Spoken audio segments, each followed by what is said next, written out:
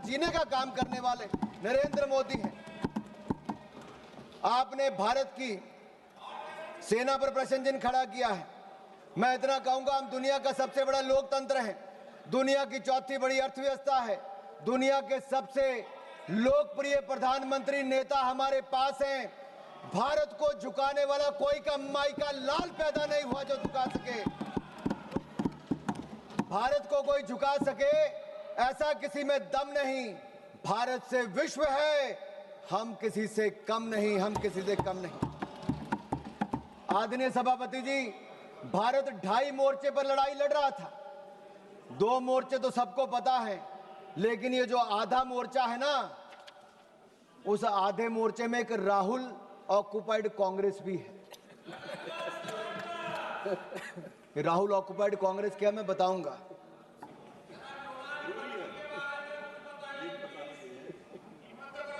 आप पिछले 2.5 महीनों में सोशल मीडिया में देखिए, बड़े संयोजित तरीके से राहुल ऑक्युपाइड कांग्रेस ने भारतीय सेना, भारत के प्रधानमंत्री के खिलाफ घृणा से भरे अपमानजनक कार्टून बनाए। इसी कांग्रेस पार्टी ने, राहुल ऑक्युपाइड कांग्रेस ने आर्मी चीफ को सड़क का गुंडा कहने का काम किया।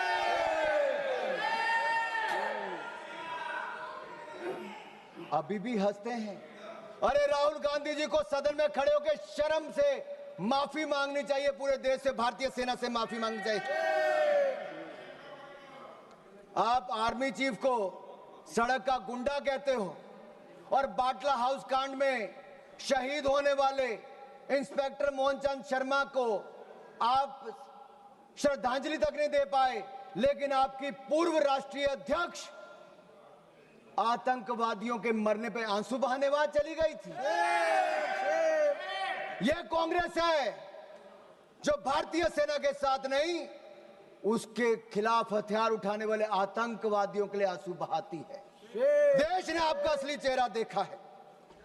इससे बड़ा पाप और क्या हो सकता है कि आपने भारत को अपमानित और पराजित करने वाले राष्ट्र साबित करने में कोई कसर नहीं छोड़ी।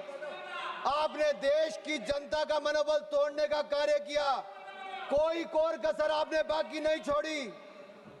और सुनिए मणिकम टैगोर जी, इतिहास नरेंद्र मोदी जी को उनके धैर्य और धीरता के लिए याद रखेगा, और राहुल ऑक्युपाइड कांग्रेस को उनके धोखे और धूर्तता के लिए धिक्कारेगा, धोखे और धूर्तता के लिए धिक्कारेगा। और मैं आपको बताऊं, जिस नेता की आप अपने की बात करते हैं, 2 बार देश की जनता ने लीडर ऑफ ऑपोजिशन बनने के लायक भी नहीं दिया। एक बार तो अमेठी की जनता ने हरा दिया, और अगर रो धोकर लीडर ऑफ ऑपोजिशन बन भी गए तो मैं कहना चाहता हूं, वो एलओपी से एलओबी बन गए हैं। किरण जी पूछ रहे एलओबी का ही है। भाई पार्लियामेंट्री अफेयर मिनिस्टर को तो मुझे बताना पड़ेगा। एलओपी लीडर ऑफ ऑपोजिशन से एलओबी लीडर अपोजिंग भारत बन गए हैं। उनके एजेंडे पे केवल भारत का विरोध है, भारतीय सेना का विरोध है, और भारत के प्रधानमंत्री का विरोध करना ही लिखा है। इसलिए आज से उनको एलओबी कहना शुरू करना पड़ेगा।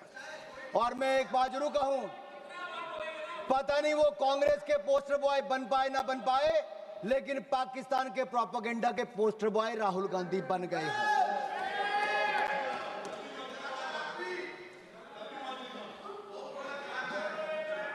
आपकी दुआ स्वीकार हो। अब माननीय सभापति जी, आज सदन ने ऑपरेशन सिंदूर पर चर्चा करनी थी, लेकिन कांग्रेस के नेताओं में होड़ लगी थी कि कौन पाकिस्तान का सबसे सगा, सबसे प्रिय उभर कर सामने आए।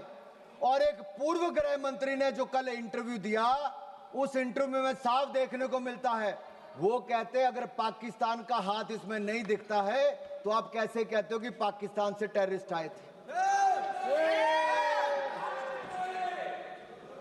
ये लोग कभी हिंदू आतंकवाद कहते हैं, कभी पाकिस्तान को बचाने के लिए आते हैं।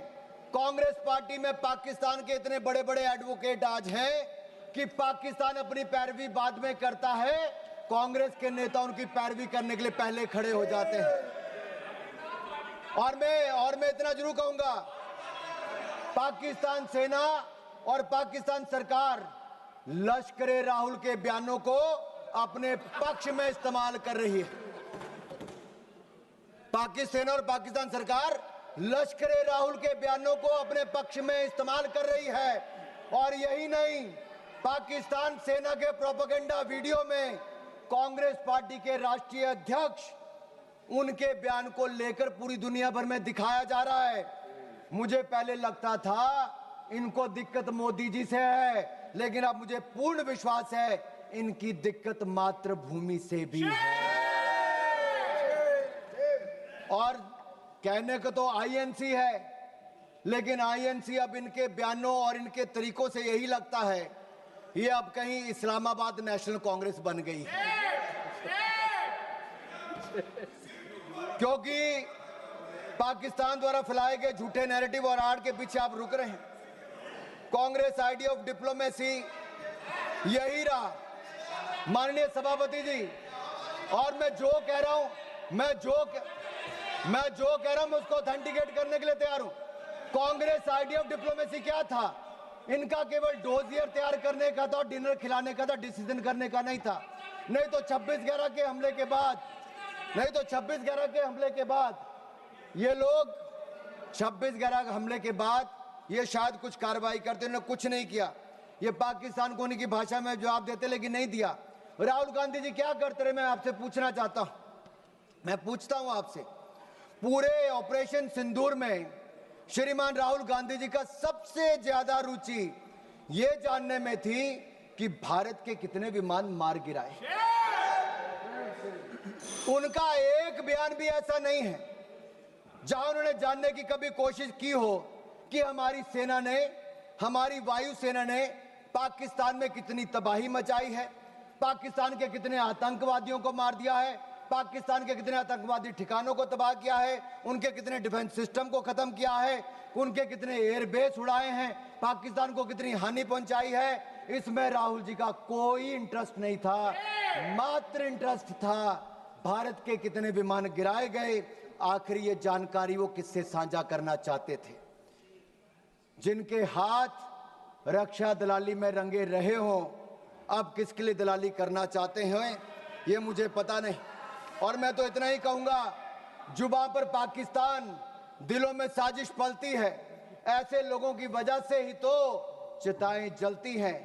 देश को लूटकर जो अपने महल बनाते हैं वो इतिहास में गद्दार कहलाते हैं, गद्दार कहलाते हैं। ऑपरेशन सिंदूर पे मैं कहूंगा हमारी सेना ने तो किया, वो दुनिया ने देखा, लेकिन उसके ठीक बाद प्रधानमंत्री मोदी जी आदमपुर एयरबेस पर गए और अपनी सेना का मनोबल बढ़ाने का काम भी किया। तो नरेंद्र मोदी जी ने किया। फेक प्रोपेगेंडा चलाया जा रहा था कि आदमपुर एयरबेस खत्म कर दिया। अगर खत्म हो गया तो प्रधानमंत्री कैसे उतरते? S-400 पीछे खड़ी दिखती थी, आपकी आंखों में, आपके चश्मे नहीं दिख रही होगी, दुनिया ने देखा है। यही नहीं, मैं आपको यह कहना चाहता हूं, न्यू रूल ऑफ एंगेजमेंट में हमने तय कर दिया है कोई भी आतंकवादी घटना को एन एक्ट ऑफ वॉर माना जाएगा। मैडम मैं 5-7 मिनट और लूंगा, मेरे जो टाइम मुझे पार्टी ने दिया ये 5-7 मिनट। किरण जी भी यहां पर हैं। और न्यूक्लियर ब्लैकमेल की जब बात चलती है, अटल बिहारी वाजपेयी जी ने भी स्पष्ट कर दिया था और नरेंद्र मोदी जी की सरकार ने तो कह ही दिया है।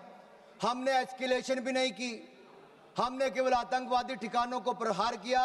लेकिन जब पाकिस्तान ने हमारे सेना या सिविलियन ठिकानों पर प्रहार करने का प्रयास किया तो हमने ऐसा जवाब दिया है कि कांग्रेस नहीं, पाकिस्तान सदा याद रखिए, गलती से। मैं जहां तक सिंधु डैम की बात है, इंडस वाटर ट्रीटी को हमने सस्पेंड किया है।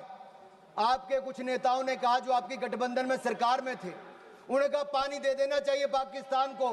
प्रधानमंत्री मोदी ने कहा सिंधु में पानी और खून, सिंधु नदी का पानी और खून एक साथ नहीं बह सकते। तुम हमारा खून बहाओगे, तुम्हें पानी नहीं पिलाएंगे। मैं इतना जरूर कहूंगा, पाकिस्तान चाहे जितना मर्जी सिर पटक ले, नाक रगड़ ले, सिंधु डैम के गेट नहीं खुलेंगे, नहीं खुलेंगे।